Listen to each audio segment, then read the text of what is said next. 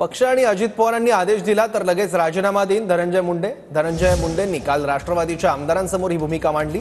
देवगिरी बंगल्यावर धनंजय मुंडेंनी काल आमदारांसमोर ही भूमिका मांडली होती। माझ्याबाबत काय करायचं हे अजित पवार ठरवतील असंही धनंजय मुंडे म्हणाले। काय म्हटलंय धनंजय मुंडे पाहूयात। देवगिरी बंगल्यावर राष्ट्रवादीच्या आमदारांसमोर धनंजय मुंडेंनी काल आपली भूमिका मांडली होती। पक्ष आणि अजित पवार यांनी आदेश दिला तर लगेच राजीनामा देईन। काही जण माझ्यावर वैयक्तिक राग ठेवून आरोप करतायत असंही मत मुंडेंनी व्यक्त केलं। दमानियांसोबत झालेल्या बैठकीची माहिती अजितदारांनी आमदारांना दिली। दमानियांनी दिलेली सर्व कागदपत्र मुख्यमंत्र्यांना दिली। दादांची माहिती।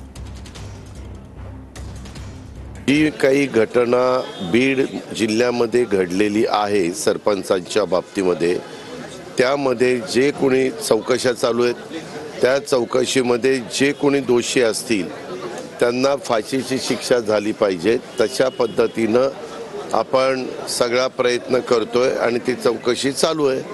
त्याच्यात जर कुणाचे आणखीन काही नावं आली तर त्यांच्यावरही कारवाई केली जाईल, परंतु जर कुणाचा संबंधच नसेल तर कारवाई करण्याचा प्रश्न येत नाही।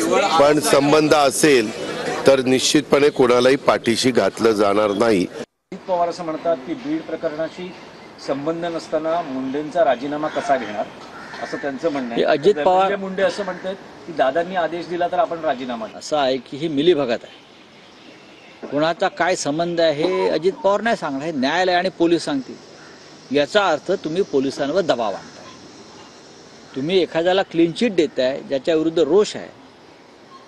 याचा अर्थ अजित पवार ज्या प्रकारची भाषा वापरतायत याचा अर्थ असा आहे की तुम्ही अप्रत्यक्षपणे न्याय व्यवस्था, पोलिसांवर आणि जे या प्रकरणात न्याय मिळावा म्हणून लढतायत त्यांच्यावर दबाव आणताय।